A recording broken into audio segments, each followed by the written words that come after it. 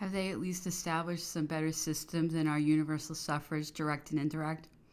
What have they discovered after 36 years of experience, of criticisms, of doctrines, and polished pleadings? They have found a sense to be eligible and a sense to be an elector. That is to say, to combine the interests of the proprietors and the non-proprietors. And they flatter themselves that in excluding from the forum the majority of the nation to have triumphed over the difficulty, they have done nothing but thus perpetuate the trouble and discontentment. And that state of sickly transition has no other term possible than electoral reform.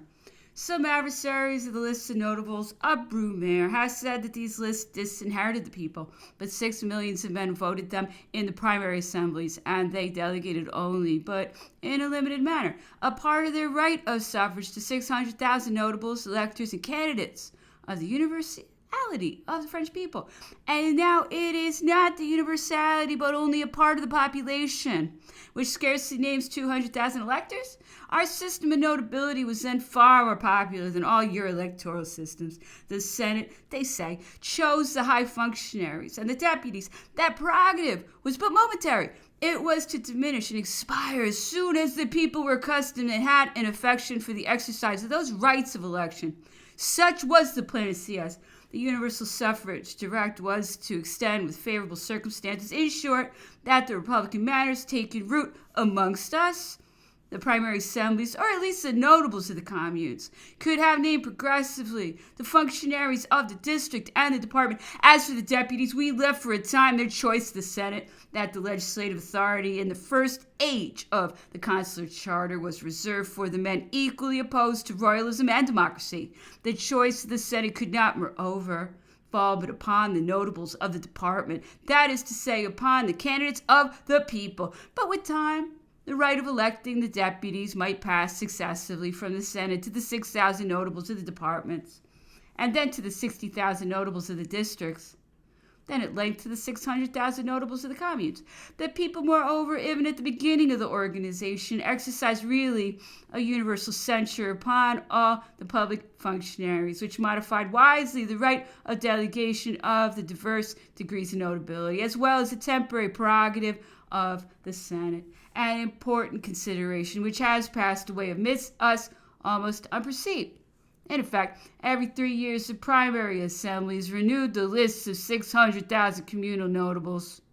The public functions could only be filled by those who were maintained upon those lists. It followed that every Frenchman had not only the right of direct suffrage in his commune, but that he had also every 3 years the right of direct censure upon the public men of all degrees. We have already said that the great concessions made to the democracy would be progressively increased, but such as they were, it was still an immense progress. It was a political liberty superior to that of the Constitution of the year 3 and many other constitutions.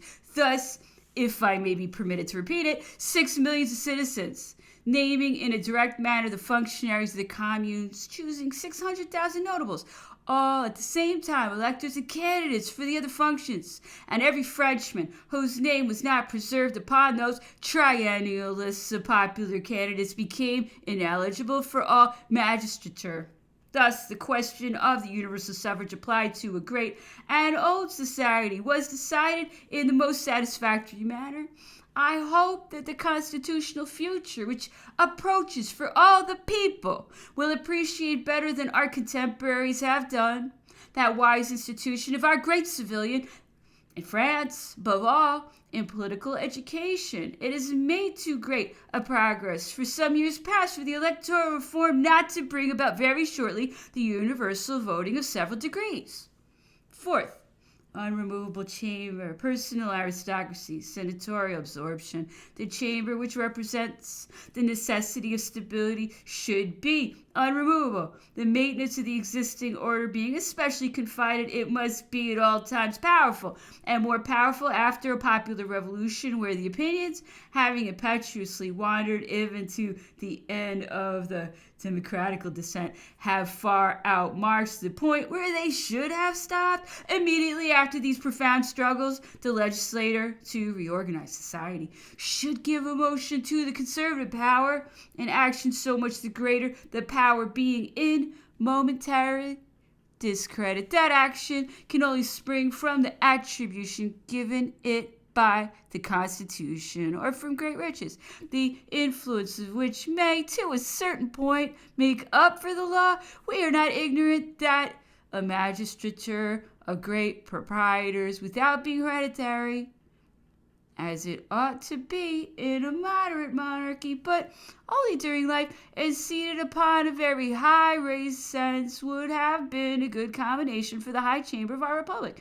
There were no longer in France but very few great proprietors, and they were almost all of them hostile to the new regime. That element of order not being at our disposal, we could not supply it but in augmenting the attributions of the conservative body.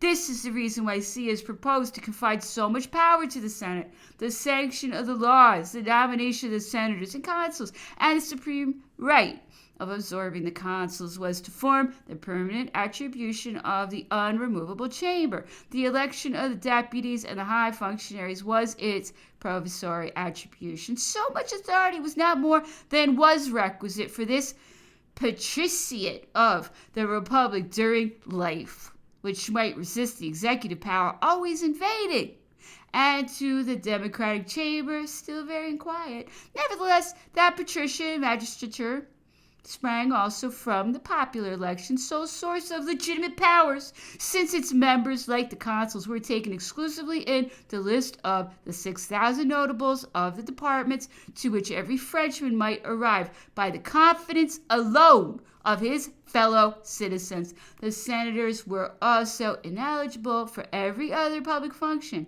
that they might not have any personal advantage to expect from the government.